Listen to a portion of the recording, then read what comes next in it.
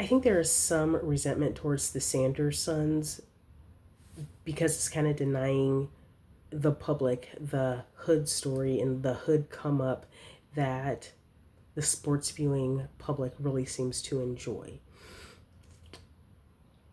I watch sports and they just, like sports analysts and sports casters, they really like to emphasize like some sort of like weird like struggle narrative, and they are very weird about it.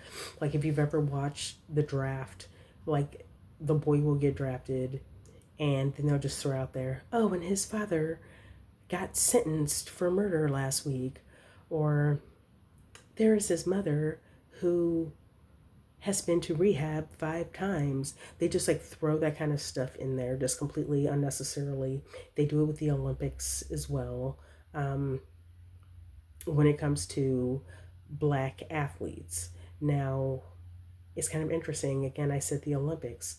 The Olympics, they don't do that with that I've seen. Now, of course, these are middle or these are American broadcasts.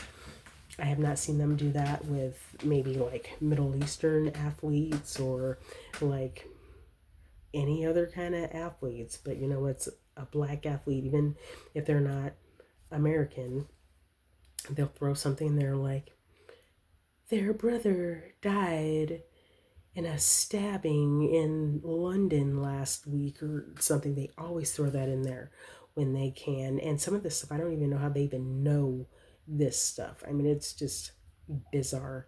So the public just really enjoys these like hood stories and these struggle stories, you know, when it comes to athletes. And the Sanders sons do not have that to offer because they are sons of privilege.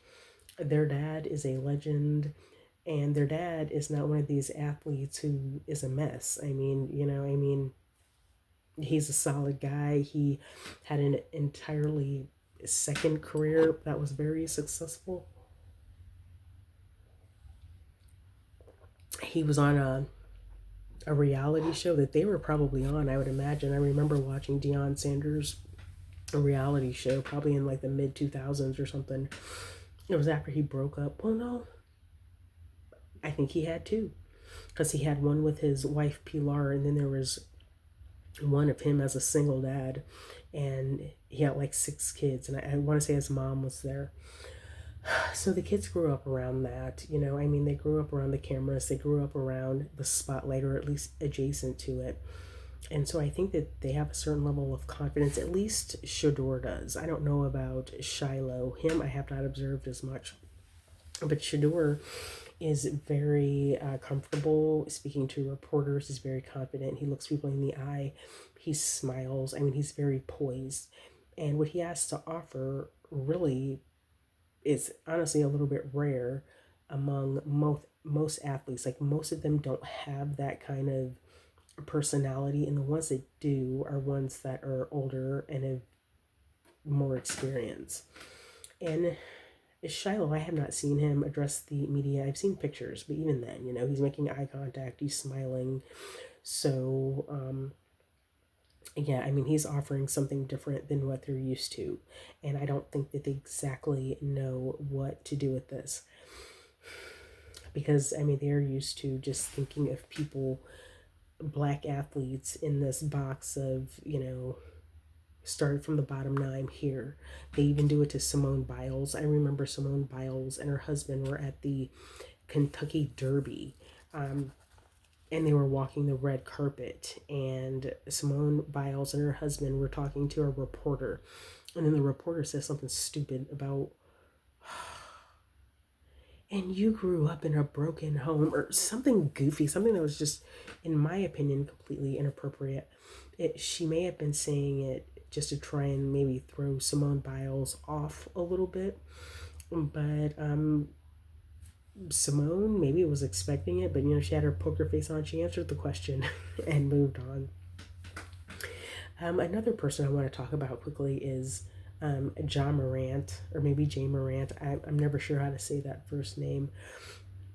And maybe he's done it to himself. I don't know, but there has been kind of like a hood story applied to him, and I am not sure that it's really there. I mean, he seems very normal. Like, mom and dad are together. I think there's maybe a younger sibling. There are pictures floating around on the internet of his family, taking pictures together in the backyard or something. I mean, very like normal. But people will kind of like to think of him as like this like hood dude, and I'm not sure that he has that story either.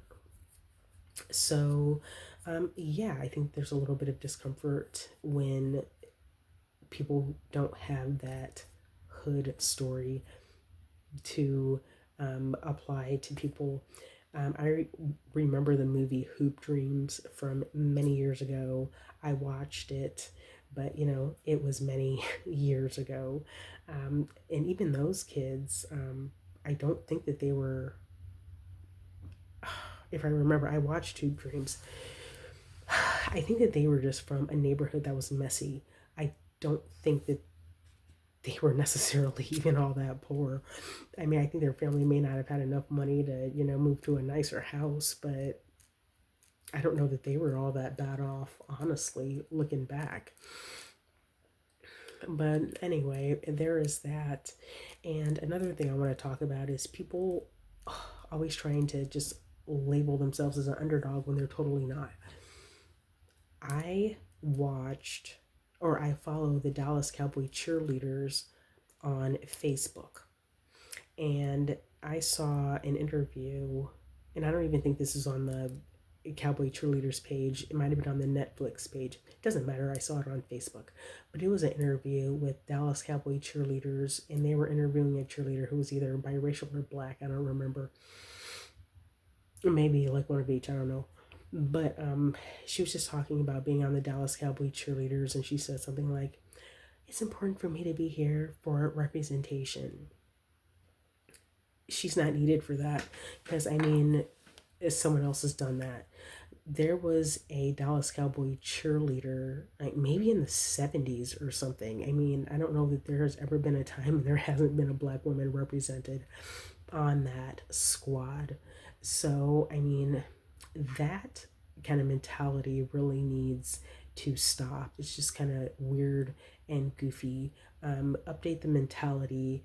There are, not to say that there are no more struggles and challenges based on race. I mean, there absolutely are, but I don't think that that's the, they're making themselves the underdogs as if, they're living in 1960.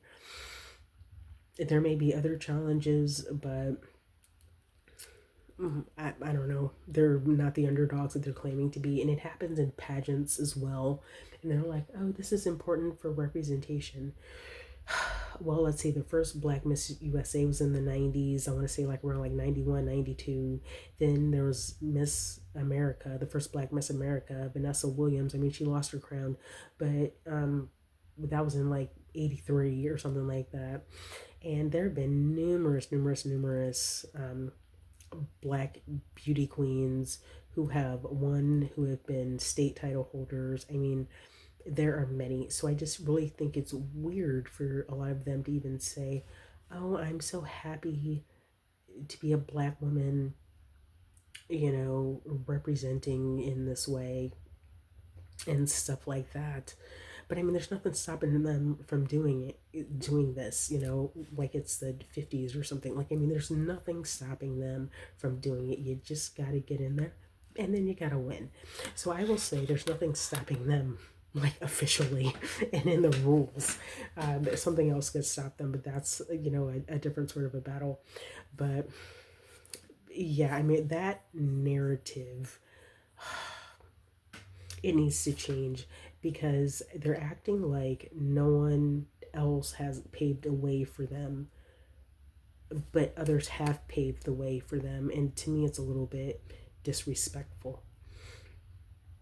And let's see, I think Miss Kansas USA, maybe it's Miss Wisconsin. I can't remember if it's Miss USA or Miss America that I'm referring to right now. But I mean, I'm happy that they won those titles. I'm happy that they won those contests, but there is no reason for them not to. You just gotta hey, throw your hat in the ring. That's not to say that there's not discrimination and nonsense like that, but it's a different struggle than it was long ago. So,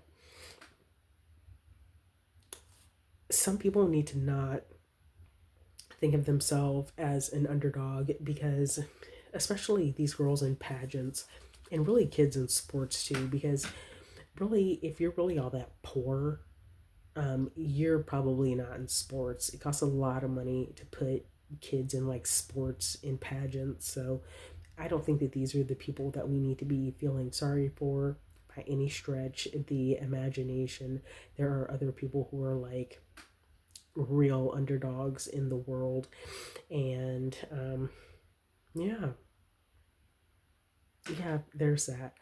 So I hope this all came out the right way. I'm just in favor of progress and, building. And yes, there are challenges. There are challenges based on race, image, etc. But I think that the thinking needs to be updated for 2025 as opposed to leaving it in the 1960s. So that's what I have to say. Thank you. Bye.